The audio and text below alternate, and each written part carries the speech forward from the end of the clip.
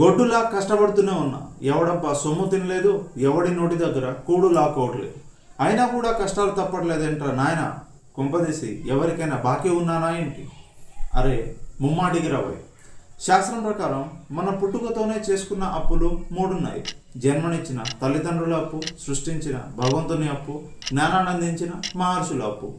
నీ ఎదుగుదల నువ్వెంత తోపు అన్నదానిపైన జరిగేది పావుల వంతు అయితే, నీ వల్ల నీకన్నవారు ఎంత సంతోషంగా ఉన్నారన్న దానిపైన జరుగుతుంది ముప్పావు వంతు. నువ్వు వాళ్ళని బాధ పెట్టడం కాదు, నీ ప్రవర్తన విషయంలో వాళ్ళ మనసులో చిన్న అసంతృప్తి కలిగిన అది నీ ఎదుగుదలకు ఒక శాపమే అవుతుంది. పతాక స్థాయి అంత ఎత్తుకు ఎదిగే సత్తా నీకున్న పాతాళానికి నిన్ను దిగజార్చే ఆ శాపమే తీరని పితృరుణం. నిన్ను కన్న వాళ్ళు ఎంత అజ్ఞానులు అయినా ఉండని, నీకున్న జ్ఞానం సముద్రం అంతా ఉండని, నువ్వు చేసేది కరెక్ట్ అని నీకు ఎంత బలంగా అనిపించని, కానీ వాళ్ళకి అది తప్పు అనిపించిందా? No doubt at all, your parents are the right always.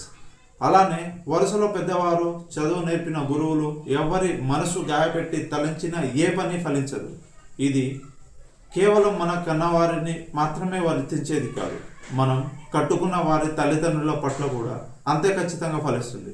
వాళ్ళ ప్రవర్తన పట్ల నువ్వు సంతోషంగా ఉన్నావా లేదా అది అనవసరం, కానీ నీ పట్ల వాళ్ళు సంతోషంగా ఉన్నారా లేదా అనేది ముఖ్యం. అందుకనే at any cost ensure that they are happy with you. ఇంకా దైవ రుణం, ఇది పూజలు పునస్కారాల వల్ల తొలుగుతుంది. అలానే ఋషి రుణం, రామాయణ మహాభారతాది గ్రంథాలు చదవనిదే వాళ్ళ రుణం తీరదు. కేవలం చదవడమే కాదు, అందులో ఉన్న జ్ఞానాన్ని ఆచరించి అర్హత కలిగిన వారికి అందించాలి కూడా. అందుకనే ఏంటి నా జీవితం ఇలా అన్న నిరాశ వదిలి ఈ అప్పు తీసుకునే ప్రయత్నం మొదలు పెట్టండి. ఎందుకంటే ఆదాయం ఎంత ఉన్నా తీర్చాల్సిన అప్పు అలానే ఉంటే జీవితంలో సుఖం ఎప్పటికీ దొరకదు.